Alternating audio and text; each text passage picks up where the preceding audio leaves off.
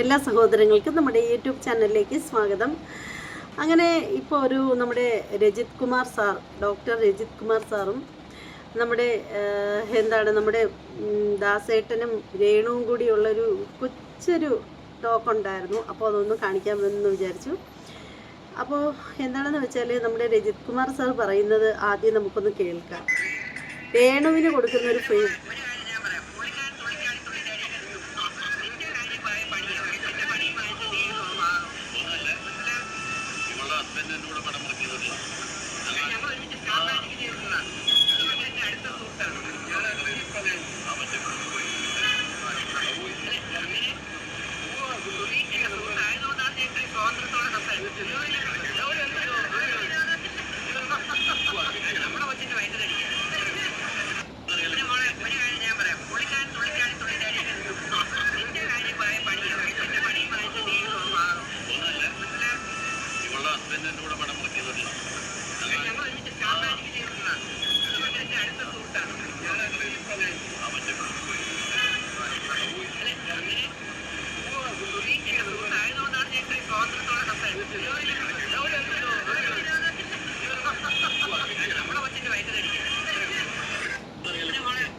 സത്യം പറഞ്ഞാൽ രജിത് കുമാർ സാർ പറഞ്ഞത് എന്താണെന്ന് വെച്ചാൽ രേണുവിന് നല്ലൊരു ഉപദേശമാണ് അദ്ദേഹം കൊടുത്തത്. ശരിക്കും അദ്ദേഹത്തെ പോലെ ഇതുപോലെ പബ്ലിക്കായിട്ട് ഉപദേശം കൊടുക്കാൻ, അതായത് ആർക്കും നോവാത്ത രീതിയിൽ, ആർക്കും ഒരു വിരോധവും തോന്നാത്ത രീതിയിൽ ഉപദേശമൊക്കെ കൊടുക്കാൻ എനിക്ക് തോന്നുന്നു ഡോക്ടർ രജിത് കുമാർ സാറിന് മാത്രമേ സാധിക്കുകയുള്ളൂ എന്ന് തോന്നുന്നു.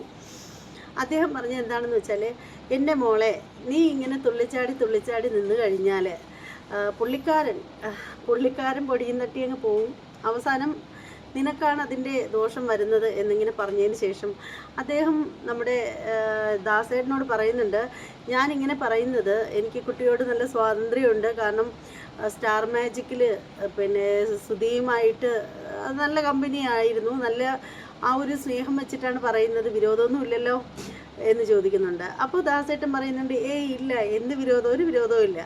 അപ്പോൾ നമ്മുടെ രജിത് കുമാർ സാർ പറയുകയാണ്, അല്ല വേറെ പ്രശ്നമൊന്നുമില്ല, എങ്ങനെയായാലും നമ്മുടെ കൊച്ചിൻ്റെ വയറ്റത്തടിക്കരുത്, അത്രയേ ഉള്ളൂ കാര്യം എന്ന് പറയുന്നു. നമ്മുടെ രേണു നന്നായിട്ട് ചിരിച്ച് മറിയുന്നുണ്ട്. പക്ഷെ രേണു ഭാവിയിൽ എന്ത് സംഭവിച്ചുകൂടാ എന്നുള്ള കാര്യം വളരെ ആധികാരികമായിട്ട് ചിന്തിക്കാനുള്ള പാണ്ഡിത്യവും അറിവും ഉള്ള ആളാണ് ഡോക്ടർ രജിത് കുമാർ സാറ്. ഈ ഒരു ഫീൽഡ് എന്താണെന്നും അദ്ദേഹത്തിന് വളരെ നന്നായിട്ട് അറിയുകയും ചെയ്യാം. അപ്പോൾ അതൊക്കെ വച്ചിട്ടാണ് അദ്ദേഹം ഇത്തരത്തിലൊരു കാര്യം പറയുന്നത്. ചിരിച്ച് കളിച്ച് ആർക്കും ഒരു വിരോധവും തോന്നാത്ത രീതിയിൽ അദ്ദേഹത്തിന് പറയാനുള്ള കാര്യം അദ്ദേഹം അങ്ങ് പറഞ്ഞു വെക്കുകയാണ്. പക്ഷേ രേണു ചിരിച്ച് മറിയുന്നു. പക്ഷേ രേണു അത് മനസ്സിലാക്കേണ്ട കാര്യമാണ്. രേണു ചെറിയ കുട്ടിയൊന്നുമല്ല, രേണു ഒരു വീട്ടമ്മയാണ്, 2 കുട്ടികളുടെ അമ്മയാണ്. രേണു കുറേ മനസ്സിലാക്കി ഒതുങ്ങി ജീവിച്ചാൽ രേണുവിന് കൊല്ലാം നല്ല കൊള്ളാം. അപ്പോൾ ഇത് കേൾക്കുമ്പോൾ മറ്റു പല ആളുകളും വന്നിട്ട് ചോദിക്കും, നിങ്ങളിതെന്താണ് പറയുന്നത്, അവരോട് അസൂയാണോ കുശുമ്പാണോ? എനിക്ക് ഒരു അസൂയയും കുശുമ്പൊന്നുമില്ല. അവരഭിനയിക്കുന്നതും എടുക്കുന്നതും ഒക്കെ അവരുടെ സ്വാതന്ത്ര്യം, അവരുടെ ഇഷ്ടം, അതിലൊന്നും കൈകടത്താൻ നമ്മൾ ആരും ആഗ്രഹിക്കുന്നുമല്ല. പക്ഷേ രജിത് കുമാർ സാറിനെ പോലുള്ള ഒരാൾ അങ്ങനെ ഉപദേശിക്കണം എന്നുണ്ടെങ്കിൽ അതിൽ എന്തെങ്കിലും ഉണ്ട് എന്ന് വേണം മനസ്സിലാക്കാനായിട്ടുള്ളത്. അതായത് രേണുവിന് ഭാവിയിൽ ഒരു ചതിയും പറ്റരുത് എന്നുള്ള ആ ഒരു ഉദ്ദേശത്തോടു കൂടിയാണ് അദ്ദേഹം അത് പറഞ്ഞിരിക്കുന്നത്. അത് നമുക്ക് മനസ്സിലാക്കാൻ പറ്റുന്ന ഒരു കാര്യമേ ഉള്ളൂ. കാരണം ഈ ഒരു ഫീൽഡ് എന്ന് പറഞ്ഞാൽ അത്രയ്ക്ക് നല്ല ഒരു ഫീൽഡാണെന്ന് ഒരിക്കലും പറയാൻ പറ്റില്ല. എന്ന് കരുതി എല്ലാവരും മോശക്കാരാണ് എന്നും പറയാൻ പറ്റില്ല. വളരെ നല്ല ആളുകളും ഉണ്ട്, അത് ആണുങ്ങളായാലും പെണ്ണുങ്ങളായാലും, അത് ഏത് ഫീൽഡിലായാലും. പക്ഷേ ഇദ്ദേഹത്തിൻ്റെ വകയായിട്ട്, അതായത് കൊല്ലം സുധിയോടുള്ള ആ ഒരു സ്നേഹം കൊണ്ടാണ് അദ്ദേഹം അതൊക്കെ പറഞ്ഞിട്ടുള്ളത്. കാരണം രേണു അഭിനയിക്കുന്നതൊക്കെ വളരെ നല്ലതാണ്. പക്ഷേ രേണുവിൻ്റെ ഇപ്പോഴത്തെ ആ ഒരു മോഡലിങ്ങിനുള്ള ആ ഒരു സ്കേർട്ടൊക്കെ താത്തിട്ടുള്ള ആ ഒരു ഫോട്ടോയും സംഭവങ്ങളൊക്കെ കണ്ടപ്പോഴത്തേക്ക് കുറേ ആളുകൾക്കൊക്കെ അത് ഇഷ്ടപ്പെടാതെ ഉണ്ട്, ഞാൻ ഉൾപ്പെടെയുള്ള ആളുകൾക്ക്.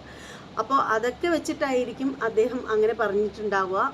പുള്ളിക്കാരൻ തുള്ളിച്ചാടി അങ്ങ് പോവും, അവസാനം രേണു വിട്ടുപോകും എന്നുള്ള രീതിയിൽ പറഞ്ഞത്. എന്തായാലും ദാസേട്ടന് പിടി കിട്ടിയിട്ടുണ്ട്, എന്താണ് പറഞ്ഞത്, എന്താണ് ഉദ്ദേശിച്ചത് എന്നുള്ള കാര്യത്തിൽ. അതിനുശേഷം അദ്ദേഹം എന്തൊക്കെയായാലും ശരി തന്നെ, നമ്മുടെ കൊച്ചിൻ്റെ വയറ്റത്തടിക്കില്ല, അത്രയേ ഉള്ളൂ എന്ന് പറഞ്ഞ് വെക്കുകയും ചെയ്തു. അപ്പോൾ എന്തായാലും ഈ ഒരു വീഡിയോയെക്കുറിച്ചിട്ട് അധികമൊന്നും പറഞ്ഞു പോകുന്നില്ല. ഇത് നിങ്ങളെല്ലാവരും കണ്ടതാണ്.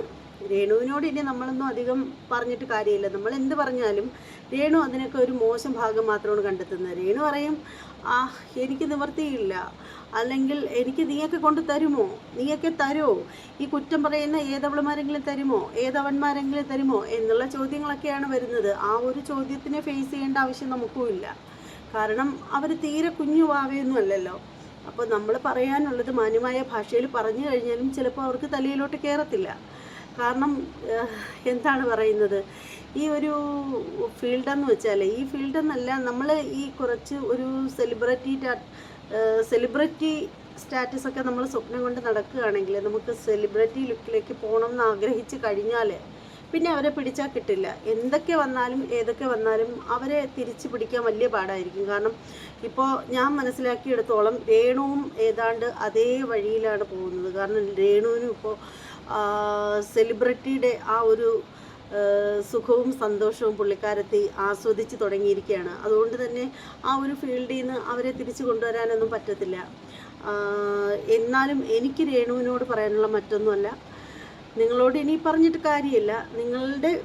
നിങ്ങൾക്ക് കംഫർട്ടായിട്ടുള്ള കാര്യം എന്താണെന്ന് വെച്ചാൽ നിങ്ങൾക്കത് തീരുമാനിക്കാം. പക്ഷേ എപ്പോഴും നമ്മൾ നോ പറയാനുള്ളിടത്ത് നോ പറയുകയും എസ് പറയാനുള്ളിടത്ത് മാത്രം എസ് പറയാനും ശീലിക്കുക.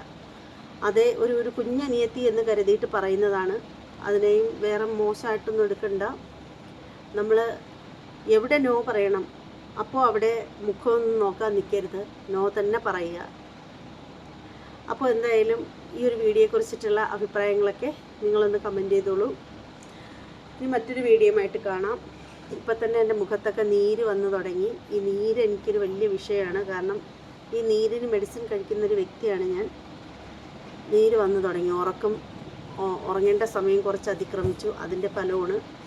അപ്പോൾ എന്തായാലും ഇത്രയേ ഉള്ളൂ. നിങ്ങളുടെ അഭിപ്രായങ്ങളും നിർദ്ദേശങ്ങളും ഒക്കെ കമൻറ്റ് ചെയ്തേക്കുക. അതേ ടൈം 1 മണിയായിട്ടുണ്ട്.